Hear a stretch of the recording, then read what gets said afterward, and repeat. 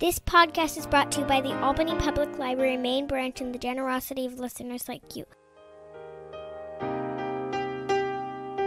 What is a podcast? God, Daddy, these people talk as much as you do.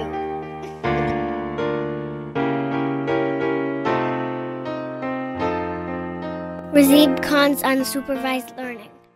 Thanks for listening to the ungated version of the Unsupervised Learning podcast. If you want to read some essays on some of these topics, please check out razib.substack.com. Again, that's razib.substack.com. Thank you. Even if you and your partner are healthy, there's still a chance your child can develop a serious genetic disease. This is because every embryo has new changes not present in either parent. Most of the time, these are benign, but sometimes they can be catastrophic. Orchid's whole genome embryo reports directly screen the embryo and analyze these de novo genetic mutations. Discuss embryo screening and IVF with a genetics expert. Hey everybody, this is Razib with the Unsupervised Learning Podcast, and today I am here with Jeremy Carl. Jeremy is a friend of mine. I've known him for a while. I think I've known you since 2016, Jeremy. Before that. Okay, yeah. Okay, many years. I don't want to date us. But so Jeremy's here IRL with me, just so you guys know. If there's like a tussle or a conflict over our discussion, you understand why. But he is a fellow at Claremont Institute right now, and he's got a new book, The Unprotected Class, How Anti-White Racism is Tearing America Apart. Now, before, I know some of you complain, my intros get a little too long, but I think I do need to set the stage here. A title like this, obviously, Jeremy, is very provocative. And, I think a lot of the listeners, when they hear anti-white racism, it's kind of a joke, or, they'll put quotation marks. And so, the premise seems, I think, ludicrous to them on the face of it. I don't personally find it ludicrous, but, some people do. Can you just address that before we talk about the book? Sure. And actually, it's funny that you say that the book's title is provocative, and it is, and it was intentional. And it's funny because the book is, in and of itself, I actually try to be less provocative. But I'd originally wanted to title this book, It's Okay to Be White. And I actually got the editors to go along with that. And then ultimately the sales staff killed it because they're like, we can't sell that book to Costco and Walmart, which in and of itself was interesting. And for those of your listeners who are more online types, they'll kind of recognize that not just as a statement, but as a kind of thing that was a right-wing 4chan meme, that these sort of signs that said that sort of showed up in various places, and it caused outrage. And that was sort of the point, because of course it's okay to be Asian, it's okay to be Black, it's okay to be Hispanic, and it should also be okay to be white. But of course, in the discourse, that's not true at all. And so I think that in and of itself was a little bit of a confirmation of my theme. But yeah, for the book, I was trying to not hide the ball. I was trying to talk about some of these issues really, really clearly. And I'd seen a lot of sort of synonyms flying around. A lot of times you'll see wokeness or various euphemisms. And I wanted to be really direct about what I was talking about, and hopefully be able to convince kind of fair-minded people, even if they're somewhat skeptical, that my thesis was true. Yeah. So, I guess the issue here is anti-white racism. The term itself kind of reflects, the uniqueness of it insofar as racism. When we think of racism, it is from white people to non-white people. So you have to say anti-white, because racism in the American mind triggers white people doing things to non-white people, mostly Native Americans and Blacks, but more recently, the term people of color in general. So you have to say anti-white racism, or in the past, people used to say reverse racism. I'm going to be honest, I thought that term was retarded, just because racism is racism. So I don't get it. But can you talk about your ideas and your thesis in the context of kind of the regnant ideology of white supremacy and white racism in the United States right now, 2024? Right. Well, that's a good question, and I think a couple of things sort of going on there that are worth mentioning. The first is, of course, that as you kind of noted, we have this regnant ideology. There are sort of folks much further to my right that have a problem even with the term racism for essentially the reasons that you just said, that it's almost a term that's coded against white people per se in our current parlance. And so therefore they prefer anti-whiteism or something like that. I just prefer to call it anti-white racism. But I think you could do one of those, either of those two things. But I think it's understandable that folks, may find that triggering if they're not on it. But the kind of way I compare it is, it's not a coincidence that the term white privilege, for example, which starts with a Wellesley academic in 1988, is the first person to really coin this, happens right at the moment that I would argue maybe we were kind of at the cusp of getting rid of the last white privilege on net. It's sort of like, if you're complaining about Kim Jong-un's totalitarianism, you probably don't live in North Korea. You probably live somewhere very safely outside. And so I think it's not a coincidence. And in fact, when you kind of do the Google trends on the phrases white privilege and white supremacy and all these things, there's been a huge uptick in it in these last few years, whereas times, if you were to go back 100 years ago, when white supremacy actually reigned in large parts of the U.S., you don't find reference to it. And so I think that is sort of an important thing to keep in mind. And I should also just kind of add, without backing off my thesis at all, in no way in writing this book am I suggesting, of course, that there aren't other types of racism that are very prevalent in today. I know you've experienced some of that online. We've talked about that. But certainly in America's past, right? So this is not an attempt to kind of rewrite history or pretend that other things aren't going on. It's simply to say that particularly in a legal context, anti-white racism and anti-white prejudice and discrimination are the dominant modes of that today. Well, so before we go on, you said legal context, and we're going to talk about civil rights law and those sorts of things. But what are white people? Who's white? Yeah, so that's a good question, and it's an interesting question. And of course, this is something that has been the subject of many, many books by scholars from all over the political spectrum. What I would say is I'm kind of using the common parlance definition. In 1790, when we passed the Naturalization Act, and they talk about white people, you kind of have to be white to kind of go be a citizen, there was no confusion about what that meant. It meant Jews, it meant Italians. I mean, there obviously weren't that many of either of those groups. It would have meant any group that was kind of seen as at all white. And there was really, as far as I know, no meaningful ambiguity in that statement. Now, of course, throughout history, you can go look, and I write about this in the book. I mean, you can find the no Irish need apply, or anti-Semitism, or certainly hierarchies within whiteness, okay? But I'm just using the very commonly accepted definition. I walk out on the street and somebody's going to see me as a white guy. If I apply for a job, I'm going to check the white box and everything that flows from that. Yeah, let me just clarify here to what Jeremy is saying. There's this idea that Irish became white. Well, as Jeremy just implied here, there was never a debate whether they could be naturalized. So in 1790, there was a law that limited naturalization to white people. And the Irish were white by that definition, even if they were treated as second-class citizens, they were persecuted, all those things. That's true. And they were not seen as maybe white in the same way, maybe not fully white culturally, socially, but legally it was understood that the Irish were white because they were naturalized. And a lot of this was also done via lower courts. And so there were some ambiguous cases, mostly in that zone between the Eastern Mediterranean and Northern India. So Syrians fell just on the correct side of the line of white, where the courts would begrudgingly accept them as white, but just barely. So Arabs, Levantines, those sorts of people, barely white. And, during this period, they're mostly Syrian Christians from what became Lebanon and Syria, Maronite Catholics and whatnot. North Indians, there's a famous case of, I forget the name, but there's a famous case of a guy from Punjab, a blue-eyed Punjabi guy, and, he tried to say, look, I'm an Aryan, and I am, a Caucasian person, and the court basically said, look, you're right about all that, but, it is not the commonly defined way to say white, and so, therefore, we're going to remove your naturalization, because he was naturalized by a lower court. Yeah, absolutely. And I'm glad you mentioned this case because I talk about it in my book, and I'm just blanking on the guy's name as well. I actually think he was a Parsi. So even sort of more interestingly on the side of the line. And I've lived in India. So I kind of have context for that. But just so your readers who are not familiar, this is basically an Indian of largely Persian descent. Okay. So it's kind of even more on that ambiguous line. And I think, again, it's illustrative of what actual white supremacy looked like.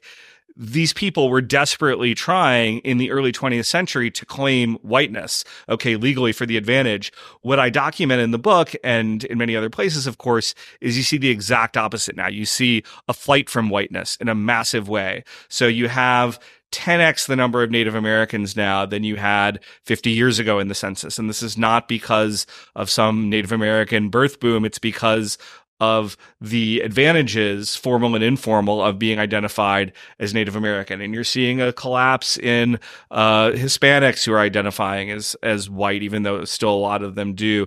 And similarly, people want to get out of that identity in general. And there's lots of documentation of this, including by left-wing scholars. I mean, this is not primarily right-wingers who have kind of dominated this type of discourse. And so I think the onus is on the people who kind of talk about white privilege to say, well, if it's such a privilege to be white in the current environment, why is everybody, especially at least in the legal sense, running away from whiteness in such a eager way? So this is relevant right now because I guess this is relevant right now in terms of the definition of whiteness because it is legally now shrinking. They are now removing Middle Eastern people from the white category, which, I mean, socially they were not white, but legally they were white, which did cause some weird. So there are people from Egypt who can pass as African American, but legally they're white. But there were also people like Casey Kasem. Even he didn't have such light skin, but he coded so culturally as white. He was Christian, and he was sort of, a mid-century Lebanese kind of guy who just coded as like an all-American guy. So I think there obviously were these sorts of ambiguous cases, but you're right that they're even further carving out in the census new groups that are kind of not going to be white. And this, of course, will spill over into job and hiring preferences and everything else. Well, so, Jeremy, I wanted you to talk about the 1960s Civil Rights Act, white flight. I mean, all that stuff is in your book, and like how that kind of created the world we're in right now, the historical context. Absolutely. And before I do that, there was just something I want to mention. I think you know Eric Kaufman, right? Is he? Yeah. So Eric Kaufman, who's a mutual friend of ours, has actually written, and it's a book I reference a lot in my own book. So in addition to sort of shilling for my book, for folks who are interested in this issue, I definitely recommend Eric Kaufman's book, White Shift. He's a Canadian scholar. He's at the University of Buckingham now in the UK. And he's kind of written, he's himself multiracial, but kind of maybe phenotypically white or white-ish. And he's kind of talked about the sort of birth of this multiracial whiteness almost, as maybe kind of a way out of some of this. But to go back and address your issue of the Civil Rights Act. So, Richard Hanania, Chris Caldwell, Chris is a Claremont colleague of mine. Richard's a friend of mine, and I think yours as well, even though I have a lot of disagreements with him. But they've both written about this, and others have, kind of the importance of civil rights laws in terms of getting us where we were today, particularly starting with the Civil Rights Act of 1964, which Chris Caldwell calls kind of America's second constitution. And he insists that there's a lot of fundamental tensions between this and our original constitution. Now, Chris has a wonderful talent for sort of writing opaquely and evasively enough in certain respects that he can still write for the New York Times while having some pretty edgy opinions on things. I've tried to be a little bit more direct, and his book is terrific, and he's a really interesting thinker. I don't think it's useful either strategically or intellectually to kind of relitigate the 1964 Act. I think it was responding to some real problems of anti-minority discrimination that were going on in the country at the time. It was a blunt instrument. It was largely effective at accomplishing those short-term goals. But I do think it's fair to say that it also sowed the seeds for a lot of this reversal that happened later, and that many of the things, the problems we're dealing with now are kind of eventually spun out of that. I think it's just useful to say we are as far away in time from that as they were from the Wright brothers. So there's a lot of water that's gone under the bridge since then. Another interesting thing is beyond the act itself, it was all the subsequent acts. It was the way that the deep state / administrative state interpreted the act and put in all sorts of things. And it's actually fascinating when you read the congressional debates around the act. There's all sorts of things in the debate where skeptics of the act are saying, well, I'm worried that this and this and this are going to happen if we pass this act. And the proponents are really clear that no, absolutely, we won't do these things. And in fact, they ended up doing them when the administrative state got a hold, and then or the courts, and you get these things like disparate impact and other things. So I think you can't solve this issue without fundamentally addressing civil rights law again after a 60-year time frame between when we got the original Civil Rights Act. At the same time, and this is maybe an area where I differ a little bit from Caldwell and Hanania, I think if you eliminated every single civil rights law in this country, it would not solve this problem of anti-white discrimination. I think some of this is baked into the cake at this point and is almost more of a cultural thing than a legal matter. Yeah, I mean, that's fair. And, there's these arguments about whether politics is downstream of culture or vice versa, their interaction effects. But the reality is it's kind of a symbiosis. It's hard to tease them apart and just say it's like one or the other. These social dynamics are not like simple physical systems. So that point is well taken.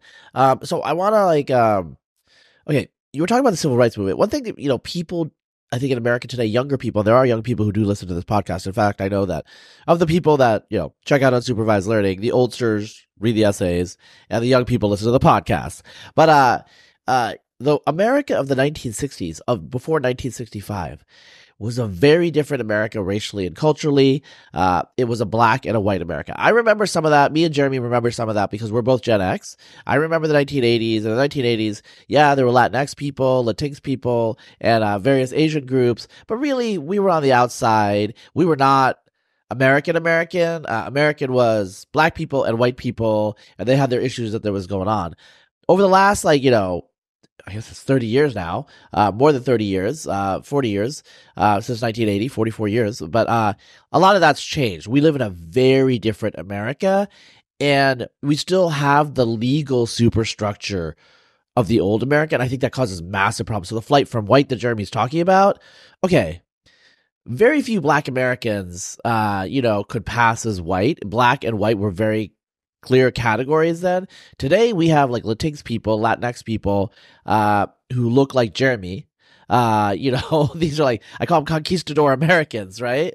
And they are people of color. In fact, some of them get many more privileges than someone like me with brown skin because I'm Asian and that's white adjacent. So, to a non-American, it starts to feel really Byzantine.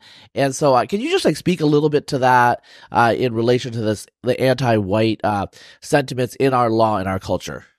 Absolutely, Razib. And you brought up 15 different interesting threads there, so I'll try to grab a few of them. I just kind of point out, you're completely right about how we used to kind of be black and white, and it was a different dynamic. And you grew up in that, particularly you growing up in Eastern Oregon a lot. It was kind of even, I'm sure, more extreme, and they didn't even know how to categorize you, right? There's a little bit of the Nikki Haley and the black and white prom here stories, but I'd say it was sort of interesting in that actually when I began, just as an aside, to think about this issue really a lot more seriously was 20 years ago. My wife and I were living in India, and I was observing a lot of the caste politics in India. And at that time, I read Thomas Sowell's book, Affirmative Action Around the World, an Empirical Study. And it really got me thinking about how a lot of what I was observing there, including a lot of the justifications they were using for quotas and discrimination, were exactly parallel to what I was seeing in the United States. We just had different groups. So I think you have that going on. Secondly, you have this huge diversification going on. And again, you touched on this, and this just didn't appear magically. So in addition to the 1964 Civil Rights Act, we have something that is just as important. In 1965, we passed the Hart-Celler immigration bill. And that is after the highest period of immigration restriction that we've ever had, the Johnson-Reed Act starting in 1924, that really didn't completely shut the border, but it was the strictest it had ever been. Hart-Celler is a political reaction to that. John F. Kennedy kind of creates this term, a nation of immigrants, which hadn't existed before, although it's now kind of like mother's milk to most people, to describe where he wants to go and what he claims America's history is. And so you get all of these different groups. You get 20x the number of Asians, 20, I think again, almost 20x the number of Hispanics that you have. It's interesting. You show African immigrants. So in other words, not folks who are ADOS, American descendants of slaves, but voluntary African immigrants. In 1960, that's a group that's too small to even measure on a chart. And today it's like 15% of African Americans. Barack Obama and sort of indirectly Kamala Harris, of course, coming from those communities. So you have this much more variegated, groups of racial taxonomy, cultural taxonomy, ethnic taxonomy, and our laws and our customs haven't really caught up to that. Yeah, so I think one of the I mean, I shouldn't laugh, but those of us listening, unless you are listening from the past somehow into the future, just like covering all the bases, you guys have gone through BLM in 2020 and the racial reckoning, and I think to me it's quite clear that BLM was kind of the last gasp of like the explicitly old civil rights movement that centered blackness and made non-blackness its polar opposite, like implicitly white, but really Latinx people and Asian people were kind of like pushed to the margins. And I've said this before. I feel like I was kind of like estranged in America for like the first half of my life, and then it wasn't a big deal, by like the 2000s and into the teens. And then all of a sudden, a lot of us people who are, not part of black and white America were kind of deleted from the narrative for a little while, or actually just since the awakening, which has, in a weird way, it's kind of like a left-wing form of the old black-white polarity. What do you think about that? Absolutely. I mean, it's interesting that you say, I think you're absolutely accurate to describe that non-black minorities in the Black Lives Matter context get pushed aside from the narrative, right? Is that the last gasp? I don't know. I think it's a really fascinating question as to what extent kind of the Democrats and the left sort of become the fundamentally like black interest party, if you will, and sort of ignore the rest of their rainbow coalition, to use Jesse Jackson's phrase, and assume that coalition kind of glued together by maybe a discomfort with whiteness sticks together. I'm not maybe as optimistic or pessimistic. I'm not even sure which way you'd be on that, but I definitely agree that's what happened in 2020. These other groups really were shunted aside and kind of left out of the story. So interesting to see whether that happens. One of the things I was trying to do again in this book, a lot of this is black-white because that's a lot of the history. I also think it's still the most salient point of cleavage. But I talk about a lot of other areas in which kind of leftist whites who are their own problem that I'm happy to talk about, maybe will provoke some of your listeners, and the leadership of other minority communities who are not African American have played a sort of very negative role in occasionally even blood libeling whites in areas that I'm have written about in this book. Well, I'm just thinking,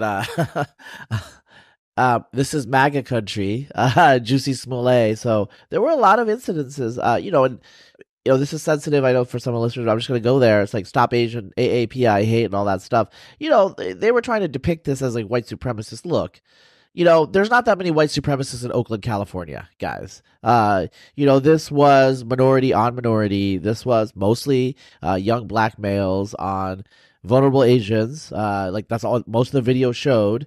And our current cultural hegemony could not compute that, right? Absolutely. And this was not intentional, but you literally led me into what would be one of the most stark examples of that I do write about in the book, which is the Stop Asian Hate movement, okay, which every single way that we were able to statistically document these hate crimes against Asians that were happening, and they were increasing during this time, it was not because Donald Trump said Kung flu or the China virus or anything like that, but you had this happening pretty clearly and statistically among overwhelmingly African-American assailants in blue areas. So, for example, when you look at the anti-Asian hate crimes, they rose a lot in Oakland and not nearly as much in Texas. So, any sort of white supremacy narrative you had on it, but it wasn't just that all the activist groups among the Asian Americans kind of participated in creating that narrative, and that itself would have been bad. But you can point to major Wall Street Journal op-ed, or full-page ads by Asian American business leaders who really should have known better, who are blood libeling whites and saying, this is Trump, this is conservative, this is white supremacy. And look, I can have an adult conversation with people about this, but you're simply blaming white people for something they didn't do. And in any normal term, you would call that a blood libel. Yeah, there's lots of ways to go with that. I will say one small thing that I will bring up. It was around the BLM time.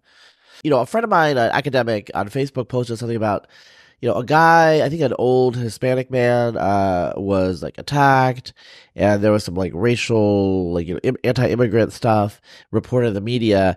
And, my friend posted this is, Trump, this was still when Trump was president, and, it was Trump and blah, blah, blah. And I was like, bro, you could just look up the demographics of the area.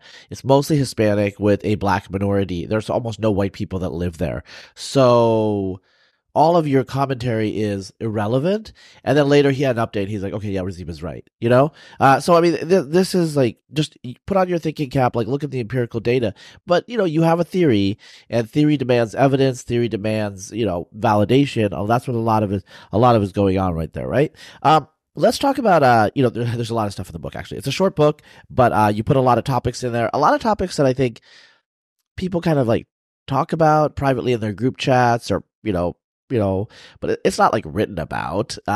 You just went and wrote about it. Or at least it's not written about that much. So let's talk about entertainment. Yeah, two things. Just as a quick preface, you mentioned theory, and something I have stolen from you, but I know you've got it from somewhere else, is theory is information for free. I think it's a really powerful way of sort of thinking about the world. And in terms of the things that I wrote about, these things do get talked about in group chats. They're not necessarily considered fodder for polite conversation in some places, but that's why I talked about it. So in the entertainment world, there's a few things going on. One is that and this is kind of interesting because I think you asked earlier, or certainly other interviewers have kind of asked me, when did we sort of turn around from maybe being a more white dominated or even white supremacist, if you wanted to be a provocative culture, to kind of an anti-white? There are, again, left-wing scholars who have done careful empirical studies of the portrayal of minorities on TV and movies over the years, and how much was it, and were they positively portrayed, negatively portrayed, et cetera. And again, these are left-wing scholars, so not people predisposed to kind of apologize for whiteness. What these scholars have generally found is that even starting in the 1960s, minorities are overall portrayed more positively in Hollywood, in movies and in TV, than white people. Now, of course, again, caveat, millions of exceptions. We can remember stereotypes like Long Duck Dong from 1980s John Hughes movies, other mean stereotypes of African Americans or whatever.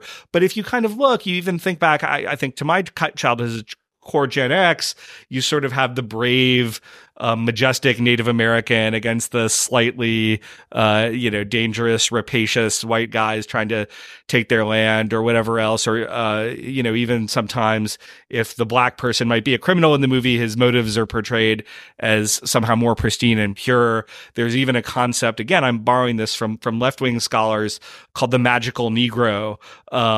And this is the sort of person, a black person in this case, who comes in with their superior wisdom and kind of solves the problem for the benighted white people. Morgan Freeman has played this role in a few movies. There have been others. If you type in magical Negro, you'll see a lot of discussion of this particular term. But it even goes beyond just film.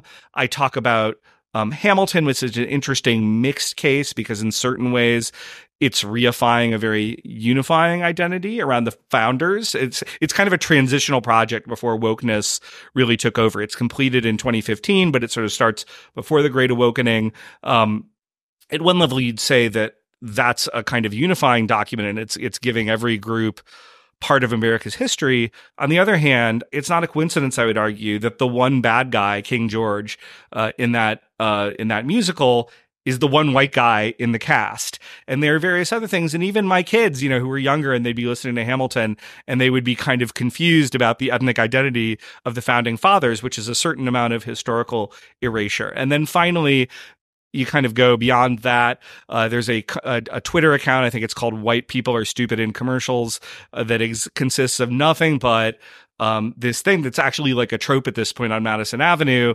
of the dumb white guy in the commercial doing something for which he's mocked, and the minority person comes in, or sometimes it's a woman, and sort of solves this problem for him. Yeah, I want to back up a little bit in your book. You have a chapter on history. Let me just point out like a kind of like a obscure, like esoteric thing that I'm kind of obsessed with many things, as you guys know. So when you talk about whiteness, obviously in the 19th century with the Irish, like there's some confusions there. It gets really weird in Greco-Roman antiquity. And this comes up with both like the wokes and the Nazis. I mean, I'm just going to use those two groups, but there's a spectrum.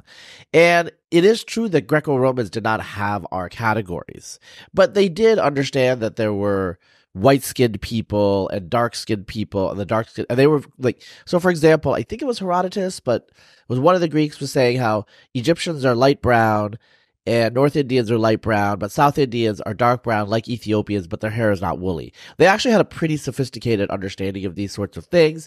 So, for example, Septimius Severus, who was born in Lepicus Magna, he is part Latin, part either Punic or Berber. There's debates about it. He is sometimes depicted with darker skin, but he was clearly not black, even though he was from Africa. But Africa back then originally was actually just like, the northwest shores of the Mediterranean. And so these sorts of things get confused and interpolated into our current historical arguments. And, you have these like weird things like, what is that? Bridgerton, it's plausible to a lot of dumb Zoomers. I mean, you guys are mostly smart, like candidly, but like there are a lot of dumb people out there who will actually literally believe fake stuff because they don't know no better. Absolutely. And you kind of touched on the ancient world. I talk about this a little bit. I mean, in a couple of contexts. One is which, if you read the British historian Peter Heather, who's a very well-known and well-regarded historian, I think he may be at Oxford, he kind of writes about how uncontrolled immigration basically does in the Roman Empire. And that's a long story, and it's not a direct parallel, so I'm not trying to kind of tie everything up with too neat a bow, but that's there. Secondly, in the way that these sorts of debates come into our own debate, classic example I talk about in my chapter on religion is St. Augustine. So St. Augustine is from Africa, but he's from North Africa. And basically, I think pretty much all scholars agree he was a Berber. So Berbers are, we could argue whether they're on that border of whiteness, but they're not black. They're not sub-Saharan Africans. And yet, if you go into the modern Catholic Church, in which St. Augustine, I mean, he's venerated by the vast majority of Christians, but particularly an important figure in Catholic history, you can find all of this stuff, which I document in the book about, we need to portray St. Augustine as black, and he is black, and all this stuff that's just completely non-historical. And kind of just indicative of how much the modern racial politics has sort of leaked into everything.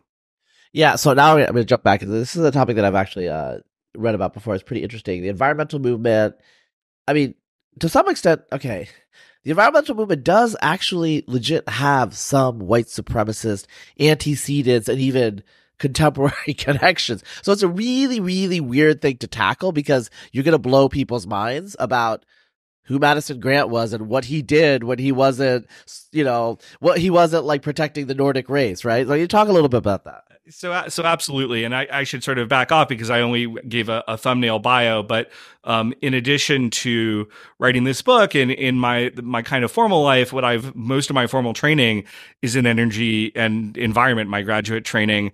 And I was a deputy assistant secretary of the Interior under President Trump, overseeing the National Park Service and Fish and Wildlife Service. So I'm very familiar with these issues. You touched on Madison Grant. Madison Grant was probably the foremost so-called scientific racist. I hate to even put scientific in front of it because his ideas were really, for the most part, I mean, truly pure pseudoscience about oblong heads and things like that. But he wrote a book called The Passing of the Great Race. He was certainly the kind of preeminent public white supremacist, but he also had tons of connections in elite society. And at that point, 100 plus years ago, you could do that while having this very sort of incendiary kind of notion around race. And of course, even for him, he was a Nordicist beyond being a white supremacist. So, he didn't even like those swarthy Southern Italians or anybody like that. But in his other life, he was one of the foremost important conservationists and environmentalists in American history. He founded the Save the Redwoods League. He did all sorts of things, as did Teddy Roosevelt, whose racial record is kind of would be kind of scandalous by today, to preserve the environment. And so a lot of the environmental movement is kind of historically, sometimes it's deeply like preservation of species and preservation of the white race begin to get very intermixed. So that's a lot of the kind of subtext and background of the history of the environmental movement. And of course, the modern environmental movement loves to kind of brush that aside. And so in many cases, what you get, and I spend a lot of time talking in the book about the Sierra Club in particular, which in the wake of George Floyd, Sierra Club being the biggest grassroots environmental organization in the US, goes absolutely insane. I mean, you just like, I'm not even going to give you the passages. You buy the book, read the book, but like, it's almost like a Stalinist show trial of their own white privilege and white supremacy, the environmental movement still being very white disproportionately. And it kind of ends with their leadership literally canceling John Muir, who founded the Sierra Club. Now, I would say that this is like America canceling George Washington, but it's even more extreme than that because Muir, who was actually basically a racial progressive for his time, but just, he was 19th century, early 20th century. He had some views on race that would not be considered au courant in 2024. But Muir, so he had these ideas. You can't even imagine the Sierra Club without John Muir. And yet the racial hysteria had gotten so much that they cancel him. They say, we have to tear down our monuments, literally, is the sort of thing that is going on and is being mentioned. I'd say beyond that, there's other things going on that I write about and talk about. So you have the environmental movement. I describe my own experience of going to Glacier National Park in Montana, where I live, and I go up to a sign, and again, this is 35 miles down a gravel road in a pretty remote part of the park, and everything I see is not like trail directions, but it's various indigenous peoples this or anti-race. It's literally it is an entire parade of 7 notices about different areas of wokeness. That's what confronts me as I'm getting ready to go into the wilderness. And I just think it shows how much the environmental movement has really been captured by this type of thinking. Well, I mean, it's interesting because, David, I think Brower, the founder of the Sierra Club, he was anti-immigration. In fact, he was anti-immigration until his dying day. I think he died like in 2010 or something. So, there is this, I'm not saying anti-immigration is white supremacist, obviously. I had Jason Witchright on the podcast a couple of years ago. You guys know that. But the environmental movement was much more broad-based in its social and its cultural roots than it is perceived today, which is just an adjunct to the broader kind of like left-wing NGO, industrial complex, right? And so it makes sense that it would have like a diversity of political views. And I would argue that this sort of politicization is actually bad for the environment. Absolutely. And again, I talk about, I'm glad you mentioned it. So the Sierra Club famously was even neutral on immigration issues well into the 70s and 80s, at a time when in other ways it would have been seen as a member of the left in good standing. Even in the early 2000s, there was an insurgent campaign by a multi-ethnic group of Sierra Club members to kind of get them to take the club to take an anti-immigration position, and on the notion that kind of population pressures reduce kind of environmental money, something I actually agree with. And And they won actually their first board seats, and then the administration just totally freaked out and managed to game things, so they lost it the follow-on rounds. But the point is, even 20 years ago, there's a substantial constituency in the environmental movement that is concerned about these issues, that's concerned about immigration. Some of this may come from white racial chauvinism. A lot of it, I think, just comes from a concern about population pressures, and that was kind of the older type of environmentalism. And this has kind of been pushed aside in various hysterical ways, and I think it's because they know that to be viable politically in the 21st century, the environmental movement must be less white than they are. And so they will do anything to kind of bash whites and whiteness to maintain their relevance. And, as I said, ironically, it's actually narrowing their relevance because we are still a white majority country, at least for a little while. Or, in some ways, just parenthetically, I'm just going to inject this because, you've talked about this, even anti-immigration, more, I don't know, like the doyen of anti-immigration activists, writers, Peter Brimlow has talked about this in his book, Alien Nation. People who are mixed, white, usually if you're white, non-black, it is not that uncommon for the person to identify, I'm going to use the word identify, but like what do they check? I have friends who are like a fourth Japanese. What do they check? They check white, right? Yeah, absolutely. And again, I actually overall would argue this is a good thing. And in fact, in my conclusion, to kind of go back to this white shift, Eric Kaufman idea, what I kind of argue is that given where we are right now as a society, and given that we're not going to go to the far right's sort of fanciful racial nationalism, nor do I think we want unbridled multiculturalism and multi-ethnic things, because I think it often leads to racial violence and other things that we really don't want in this country.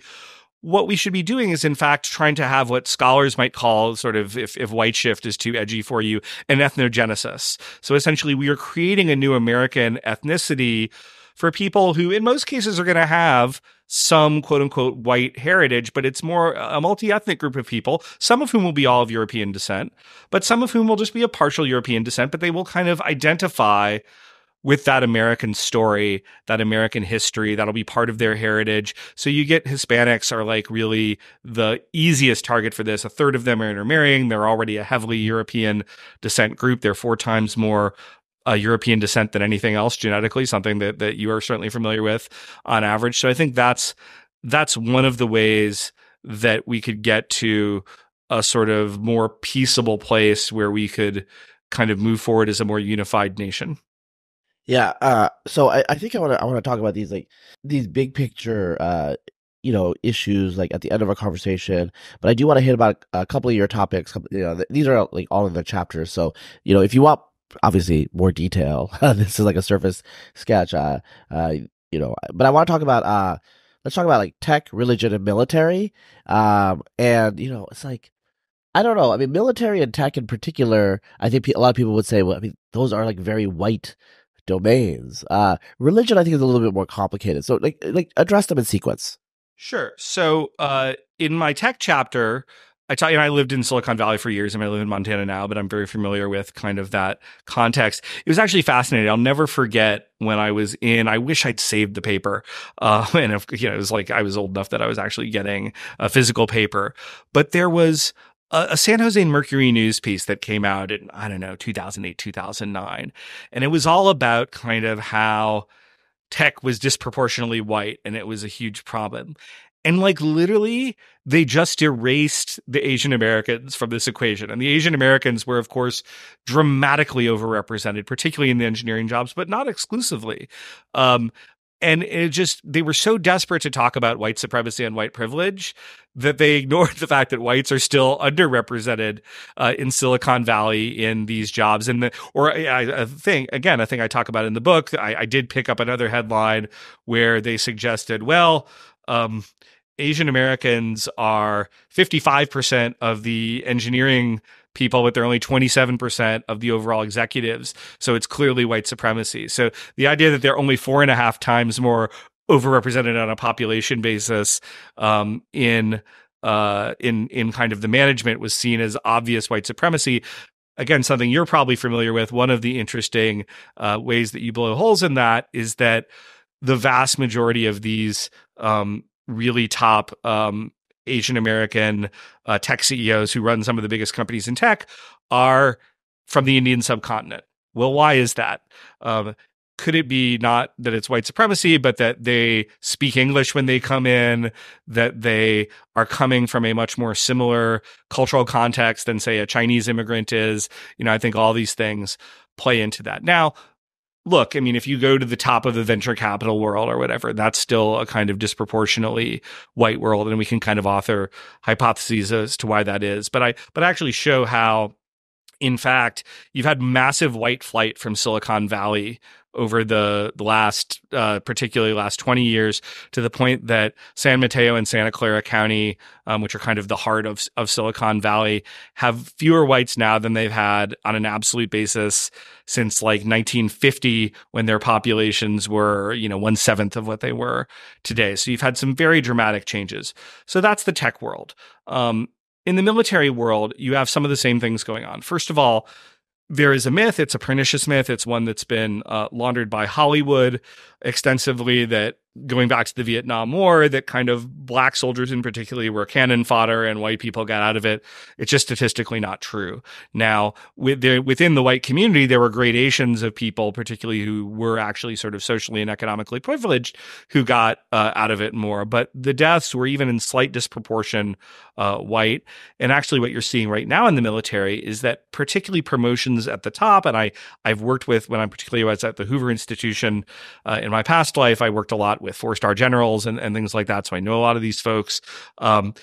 It's gotten so discriminatory against white people, and the kind of rhetoric around white privilege has gotten so bad that white dads who are in the military are telling their kids not to go in. And you've had an absolute collapse over the last 5 years, I think down 40% of white recruits, while everybody else stayed the same. Now, that would be a problem if it were any group, but whites are disproportionately white soldiers at the tip of the spear, as they would say. So they're in the most dangerous combat roles, the big special forces roles. So the fact that this group is now being made to feel unwelcome in the military, and they are, and we can really see it in these numbers, is really a national security threat. Yeah, I mean, and I think, Jeremy, you've alluded to this, but let's be explicit here. Not all whites are created equal when it comes to military representation. So, someone like George W. Bush famously kind of, took the easy path, shall we say. But, look at his lineage. He's a Yankee. Yes, he did grow up in Texas part of the time, but, he is a Connecticut Yankee, quite literally. The people that are disproportionately in the military are the same people that were in the military right before the Civil War. They're Southerners. A lot of Scots-Irish, a lot of lowland Southerners, white Southerners are the white people, Scots-Irish people that were, like staffing our military. And if they start to be alienated from our institutions, and that's what's happening. It's an alienation from institutions. It's going to cause some serious problems. There are things you could do. What ancient Rome did when Italians stopped serving the military is they got German Confederates, mercenaries, and over the long term, that didn't really work out. Absolutely. And you see right now the same, these are sort of the disturbing patterns where you're seeing Democrats say, oh, let's just let illegals come in and we'll give them citizenship if they'll fight. And as you point out, not just in ancient Rome, but in other scenarios, we have historically things to suggest that doesn't really work out.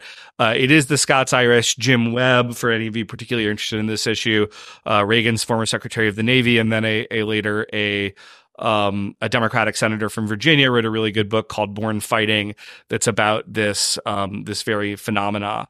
But yes, we see recruits, particularly Scots-Irish, but even more particularly, they tend to be in general small town, white. These are kind of the disproportionate people who are volunteering for these combat roles, and the military is in varying ways telling them they're not welcome. And one of the things that was actually heartening is when Tom Cotton kind of blew the whistle, is a senator from Arkansas, on some of this in a recent hearing. What came out was a lot of minority soldiers in these guys' battalions sort of testifying that, yeah, we had to do this white privilege training or critical race theory, and I think it's bullshit. I'm a proud third world immigrant. I don't like this. It ruins unit cohesion. So I think the military, because it has a strong culture, is trying to resist this, but even the military is beginning to give way. Well, so I mean, it's not just the military. America right now is going through a wave of mass secularization, but it is still a predominantly religious country, and it is still more religious than most European nations, I would say, for example, and definitely East Asian nations. So religion is still a big part of our culture, and some of these dynamics that you've been talking about have been impacting the Christian churches. I will say, I was talking to a traditionalist Catholic, I think is a good description of this person. I'm not going to name who they are because they are an editor in a prominent religious publication. And during BLM, and I was actually upset by a lot of the behavior during BLM.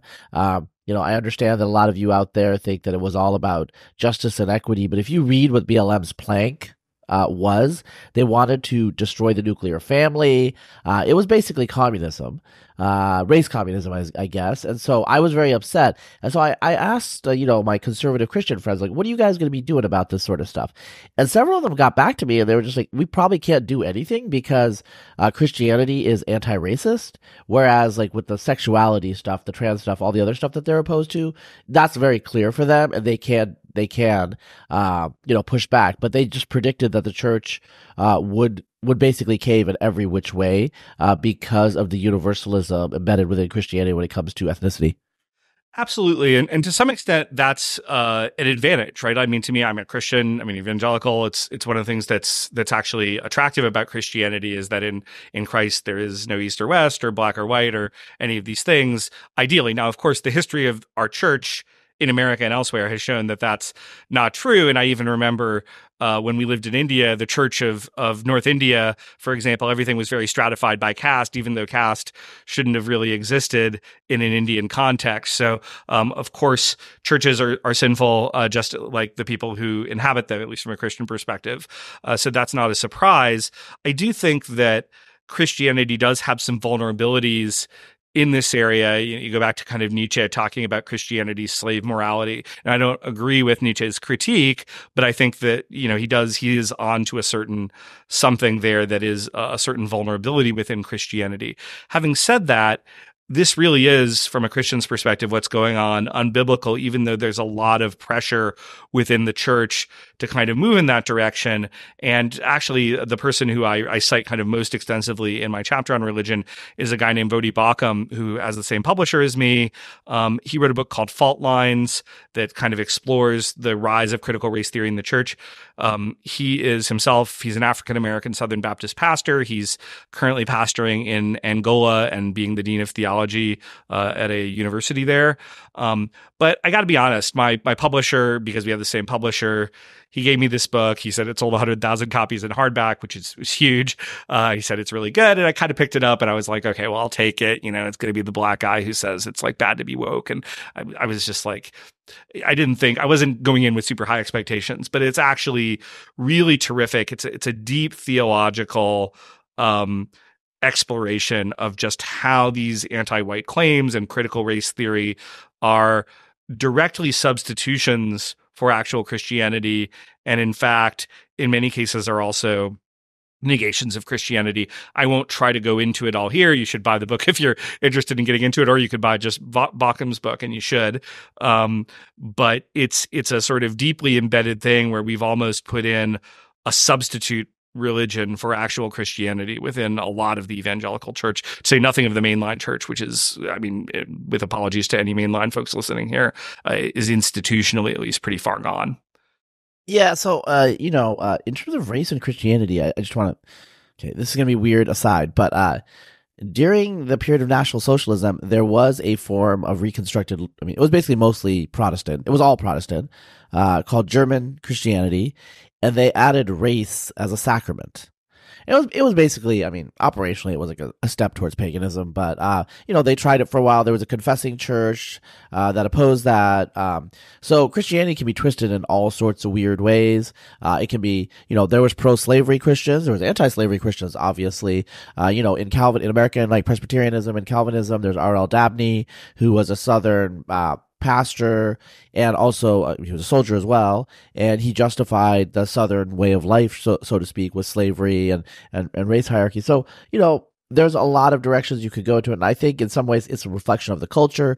The conflicts within the church are conflicts within America in general, And, it's not surprising that it's happening. Again, I think it's a little confusing, a lot of the details to non-Americans who are Christian or non-Christian, because all of the things that are happening in this country, they are a product of our particular history, our particular time, even though people try to put it in a global context, global white supremacy. Ta-Nehisi Coates and his ilk would say that white supremacy is embedded in the fabric of the universe, as if it's like the ontology, which, again, like I think it's like making white people into gods, almost like divine beings, but inverting their moral valence. So they're actually demons, right? And so that's what we live in. And that's, Jeremy goes into a lot of details about the specifics of what's happening, but like let's brass tacks get into like what is happening in this country. And it is a product of our history, but it's gone in a very strange direction. I mean, Jeremy and I are the same generation. I mean, we were against racism back in the day. Like, it was bad, but like, we do not recognize what is happening in this country today as being against racism.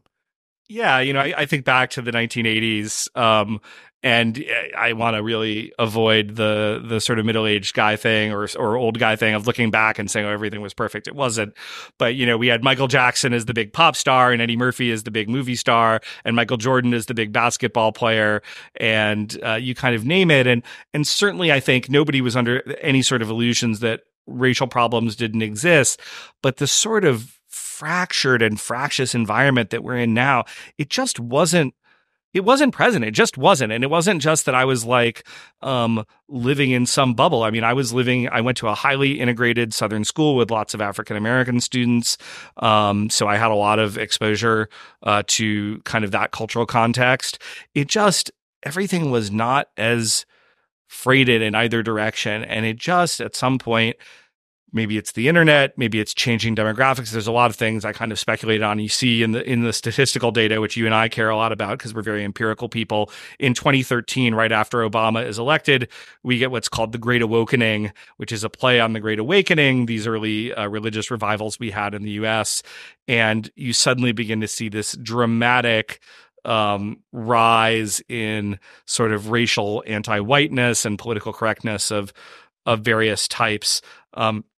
So this is actually something I want to explore in my next book is kind of what all the causes of that works. I don't think we have a perfect answer to it yet, but yet it is. I have to tell you, it's just like, and if you don't believe me, talk to other Gen Xers who aren't crazy. It's not just me and Razib. It was not this toxic of an environment. There was a much more of a unity. A Rocky and Apollo Creed are best friends, and they go beat Ivan Drago in Rocky IV, right? It was like the ultimate sort of patriotic thing, and nobody was like, well, the Russians are racially white, so I'm going to vote for them, right? Like, everybody understood that, like, the black and the white guy were both equally American and the clear good guys, and we've just gotten away from that. In a society, we've gone down this really weird and toxic intellectual cul-de-sac. Yeah, I don't know what the next generation is going to be like. Those of you in the audience know that I have 3 kids of mixed provenance, population origins, and at school sometimes, and their parents, like, be candid, ask about like the racial stuff, and they literally eye roll, say it's cringe, it's annoying, nobody cares. Why do you guys talk about that? And so I wonder sometimes if our middle-aged and like somewhat younger than middle-aged preconceptions, I wonder where Gen Alpha, which is the least white generation but also the most mixed generation, is going to go. So you are a conservative, you are very conservative, Jeremy, in the American, well, I don't know, you're moderately very conservative. That's what I'm going to say. I think that's correct. You're not far right, you're whatever. But some of the things you write about, some of the things you're implying here, are actually quite radical. It's an ending of the way we conceive of race in the United States as we have from 1790 to, the BLM awakening period. Like, you're imagining a future of Americanism, of a new form of humanity in a way. And to me, like, this is actually frightening to a lot of people on the far right as well. Yeah, absolutely. And I think, again, one of the reasons I wrote this book, which is a radical book, I think it is fair to say in certain ways, but I actually wrote it, I didn't write it for this reason, but I think it will have this effect, is that if we were to do some of the things I'm asking for, it's de-radicalizing. What I'm looking at is I've got 5 kids. I see like what the future looks like for them, I'm really concerned. I've studied history. I've seen what ethnic conflict looks like. It can get really, really bad. And anybody who's kind of LARPing about new Civil War stuff, and the Civil War movie just is coming out this weekend when we're recording this. I'm not sure when this podcast will see the light of day, but anybody who's LARPing to think that like that's the road that we want to go down is kidding themselves and doesn't have any real familiarity with what that would look like. So I'm really trying to get us to make some concessions to getting back to a more sensible ground here. Because if we don't, they're going to be, and I know some of these guys, I see them, they comment on my posts sometimes, who are really angry young white guys. And I don't blame them for being angry, okay? And they are being, in my view, again, this is why I wrote the book, they're being discriminated against amidst the system. It doesn't mean, of course, there's a bunch of cultural capital they have. There's even financial capital because their families have often been here for a long time and have had a chance to build that up. But that doesn't change kind of the going forward perspective that they're at. And having a bunch of young, very angry white guys, running around feeling correctly that the system is not giving them a fair shake is not a position that this country, anybody should want to be in. Yeah, as Jeremy just said, look, there are pilots, there are financial engineers, there are doctors, like they are Americans just like everybody else, okay? You might think that they're the most evil Americans, but whatever. They do a lot of things in our culture, in our society, a lot of concrete things, a lot of things that are material, a lot of things that keep our society going. White male roughnecks, they're getting the oil out of the Gulf right now as Jeremy and I are talking. Respect, like they created this country. This is a great country.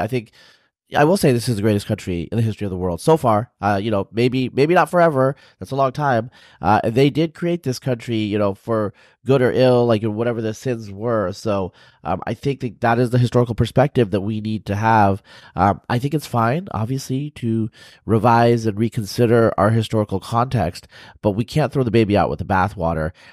Anger needs an outlet. It will find an outlet.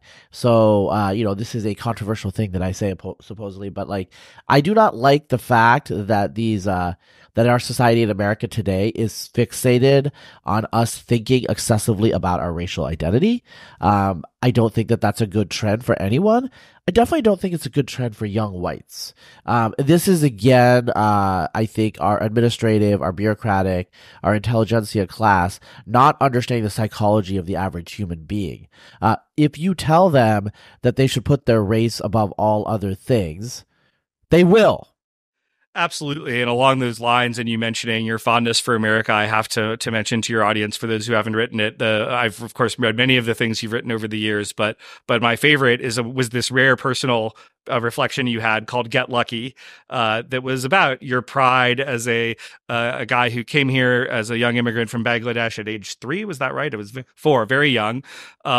And your pride in being America and in adopting that American identity and making this fully your home in every way, and the unique opportunities that America has offered you, right? And that's how I want everybody to think about America, regardless of what racial or ethnic background that they have. And that's why I wrote this book, because I'm concerned that we're going in the wrong direction on a lot of this stuff. And I think we need a fundamental course correction. Yeah, I would say, I'm proud to be American. This is the only country I have, only country I can be in. And that is also true for, young John White or whatever his name is. Actually, John White is probably most likely a Black American. But let's say John Smith, okay? So this is our country. We have to live here. We have to figure it out. I do think The Unprotected Class, How Anti-White Racism is Tearing America Apart, Jeremy's book. You should check it out. You should read it. If you're a liberal, you should definitely read it, because I think there's a lot of facts in there you kind of suspect on some level, and he surfaces it. So I know I'm probably going to get a little guff about talking to Jeremy, but look, if you know who I am, you shouldn't be that scandalized. But I want Jeremy on, and I want these ideas out there because they're real, they're serious, they're substantive. Just because people don't want to talk about it, that doesn't mean it disappears. Looking away does nothing. Ultimately, it's going to come at you. So I think we need to address these issues because, we have we have a society to fix here. We have this country that produces all this innovation for the rest of the world. Like, this is not just an American concern; it's a world concern, because when America sneezes, the world catches a cold, right? So I think, like, with that, thank you for your time, Jeremy, and I will see you around, as I always do. Jeremy does come visit in Austin, and I think I will definitely be going to Bozeman, where you live. I think this summer, after this podcast is posted, for sure, I will see you. Look forward to it again, Razib. It's a pleasure to be on. Always, been a huge fan of your writing and everything else you've done over the years. And we talked for quite a long time before we ever did meet in person. But it's, just keep doing all the great work that you're doing, and really appreciate the opportunity to also expand a little bit beyond the kind of more just conservative audiences I tend to be in front of. And I really do. I hope in particular that open-minded liberals or independents or whatnot will read this book and to give me their candid feedback. Things they like, things they agree with. It's a provocative subject, but I've tried not to, despite the title, which is there to sell books, it's actually not over the top. I'm trying to do it to convince a fair-minded, independent person who could pick up the book that, hey, there's really something here that we want to address and worry about. And I appreciate having the opportunity to talk to you and your audience. Yeah, if I can read Michael Parenti's Apologies for 20th Century State Communism, you can read Jeremy Carl's The Unprotected Class. Just expose yourself to something a little different. It's not always pleasant, but it's usually edifying. So thank you for your time, Jeremy. 10% of pediatric cancer is linked to a single gene variation. These variants can be detected in embryos before pregnancy begins. Orchid's whole genome reports can help mitigate your child's risk for cancer by screening for 90-plus genetic variants linked to pediatric cancer. Discuss embryo screening and IVF with a genetics expert.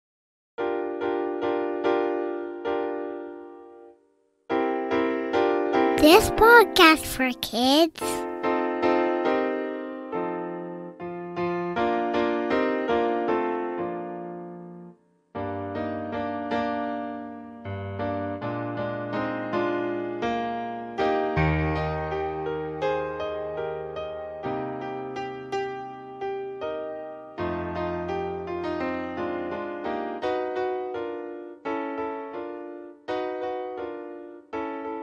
This is my favorite